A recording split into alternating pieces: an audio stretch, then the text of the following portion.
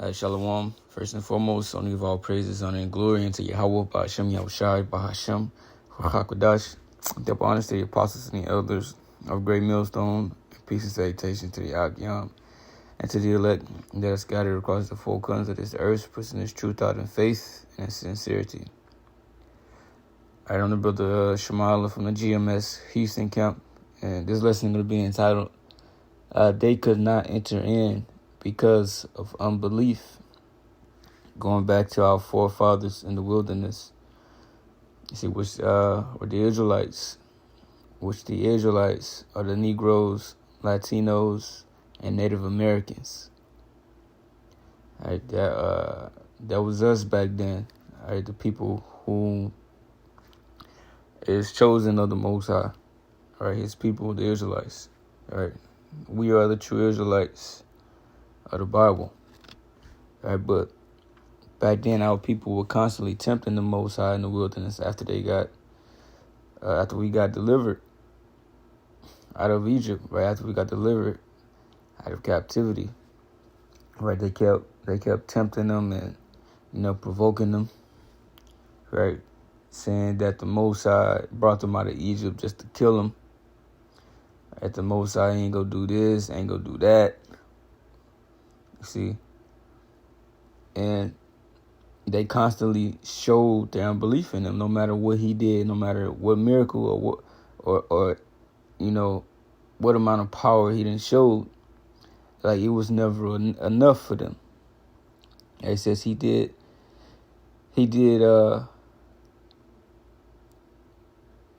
let them, right, get into the land of Israel, right, because of their unbelief, right? They had to die in the wilderness. You see, so unbelief with the Most High, right? It basically ain't gonna get you nowhere. See, it's not going to lead to salvation, right? It leads to death.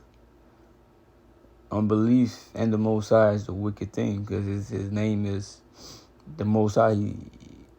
Everything is in his name, Yahweh, right? He exists. He's everything he to be. See, there ain't nothing that he can't do. So, for not believing, right, that's an offense. But this is Hebrews 3:7. It says, "Wherefore, as the Holy Spirit said today, if you will hear his voice, harden not your hearts, as in the days of provocation and the day of temptation in the wilderness, when your fathers tempted me, proved me, and saw my works 40 years. Right, let's get this word tempted. Right, it says tested. Right, Strong's 3985, Pirazo. Right, and you go down to letter D, right, under number 3, it says, by impious or wicked conduct to test the Most High's justice and patience, and to challenge him, as it were, to give proof of his perfection. So they were challenging the Most High. Right? They were basically testing his power, as the Most High is not, his power is not limited. See, in every situation, right, they had no faith. Let me see if I can find that. I believe it's Deuteronomy 32.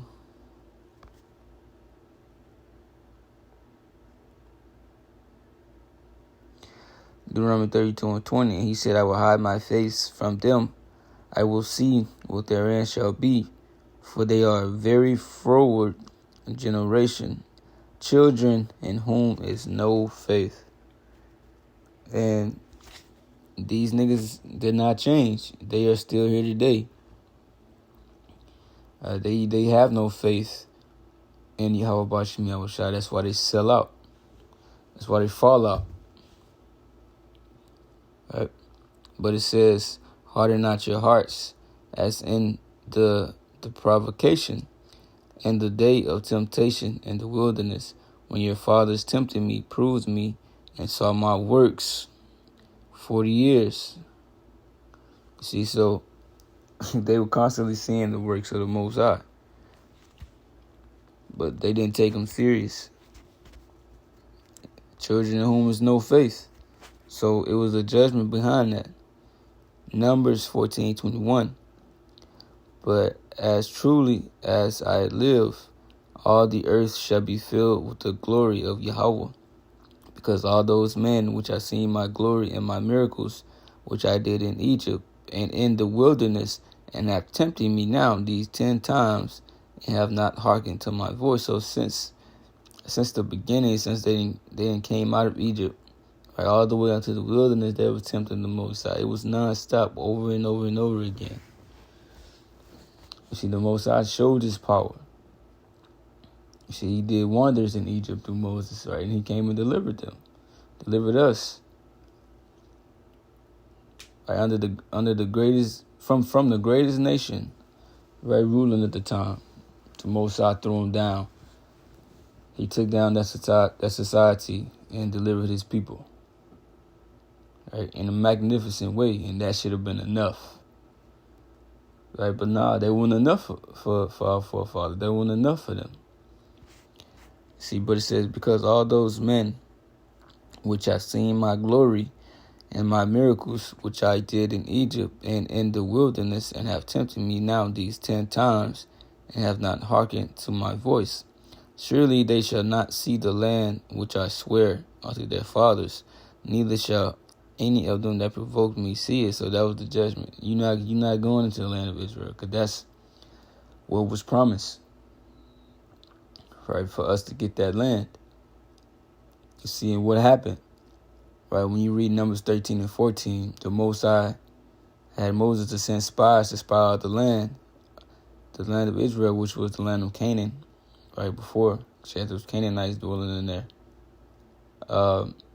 And they seen the sons of Anak, right, and that they were tall, they were big men, and they said that basically, like, we had no chance of getting that land. They basically was saying that we were gonna fail, because the Most High, he brought us he brought us out of Egypt just to go into that land and obtain that land. And basically them saying that is like a slap to them in the Most High's face, like, nah, we can't do that.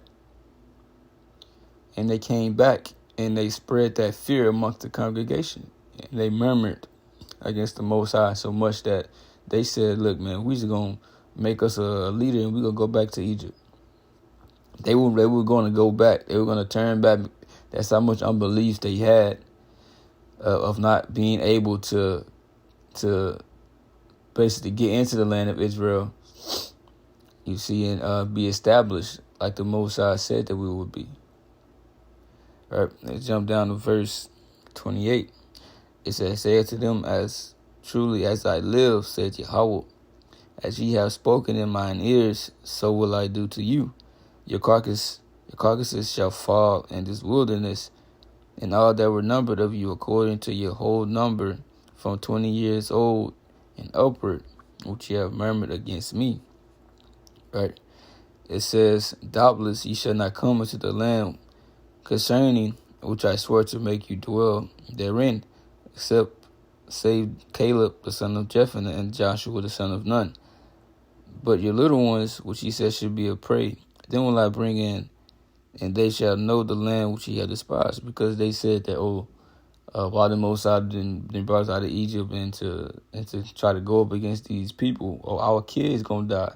This and that. So the Most High was like, okay, so shit, since y'all was murmuring, shit, the kids that you said that were gonna die, they gonna see it, but you ain't gonna see it. Right? They ain't gonna, you ain't gonna be able to see it, right? But I'm gonna let your kids see it. That was a heavy judgment. But what it says, doubtless ye shall not come into the land concerned which I swear to make you dwell therein, except Caleb the son of Jephunneh and Joshua the son of Nun. Why?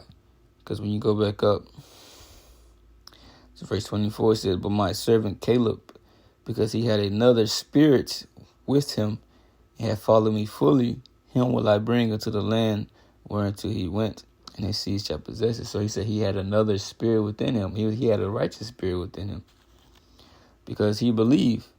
When the people had unbelief, you had Caleb telling them, like, nah, man, we got it. Like, chill out. Like, we got this. We gonna be able to get this land.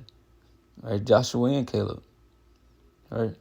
But hey, when they said that, bro, the people wanted to stone them. They're like, nah, we ain't trying to hear that. Bro, they literally was trying to get Israel in the right mindset. Like, now the Most High, he gonna come through for us. They were even saying that, hey man, don't worry about, how their stronghold look, how their wall is, or how tall they is, right? Don't worry about all that. He said the Most High with us, and they the fences departed from them because the Most High is with us. It's like, we got them. And it was like, man, nah, stone them. You see? But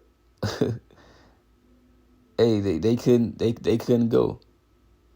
And when you even go to the men that made that evil report, they got killed. The Most High killed them. But he let Joshua and Caleb live. Right? Because they were basically the righteous witnesses. They gave good reports.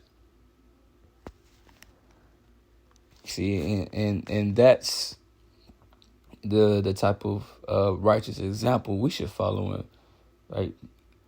Having the faith and not worrying about the unbelievers, because what the scriptures say, that all the unfaithful shall die in their unfaithfulness. But this is Hebrews 3:10. It said, wherefore I was grieved with that generation, and said, they do always err in their hearts, which is their mind, and they have not known my ways. So I swear in my wrath, they shall not enter into my rest. Take heed, brethren, lest there be any of you an evil heart of unbelief, and departing from the living power. So he said, take heed. See, take heed of what happened right back then, and that they couldn't enter in because of their unbelief and what they and their attempting of the Most High, right? Because of their bullshit, right? They could not go. Right, it says, take heed, brethren, lest there be in any of you an evil heart of unbelief, and departing from the living power. So unbelief is evil to the Most High. Because, like I said earlier, the Most High, he's able to do anything. There's nothing impossible. Right? That it's nothing that the Most High cannot do. It says, but exhort one another daily while it is called today, lest any of you be hardened through the deceitfulness of sin. You see, that's why videos go out constantly. Right? You got to constantly be in the Word, constantly, right? Reading these scriptures, or praying, right? Being in the Spirit. You see, so this flesh, right, won't overcome you. Doubt won't overcome you. Unbelief won't overcome you. You see, because the more you into the Word, right, the more you charged up. Right, you connected to the power source. Just like it says in the book of Psalms, the first chapter, that he that meditated day and night in his word, he shall be like a tree planted near the rivers of water, which the water represents his truth. But hey, when you depart from that, then you get weak, and then your defense is down. Then these demons can just play on your mind. It says, for we are made partakers of Yahweh if we hold the beginning of our confidence steadfast unto the end, which confidence means with faith. So having that faith from the beginning and unto the end.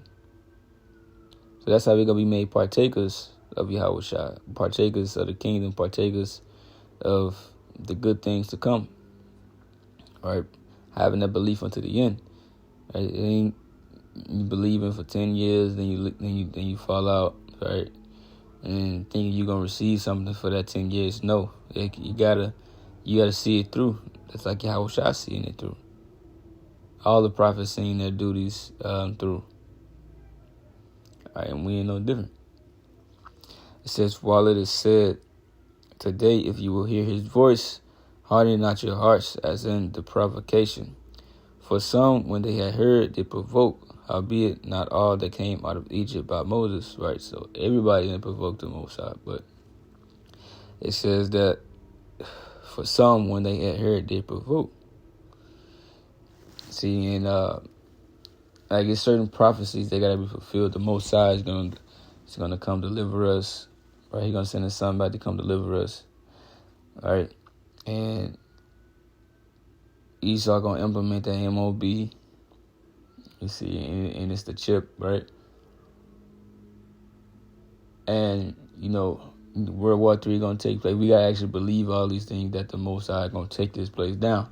Because the rest of our people, when they hear it, they can't believe it, because in the book of Revelation, the 13th chapter, it says that they wandered after the beast. Bro, they entered this man's system.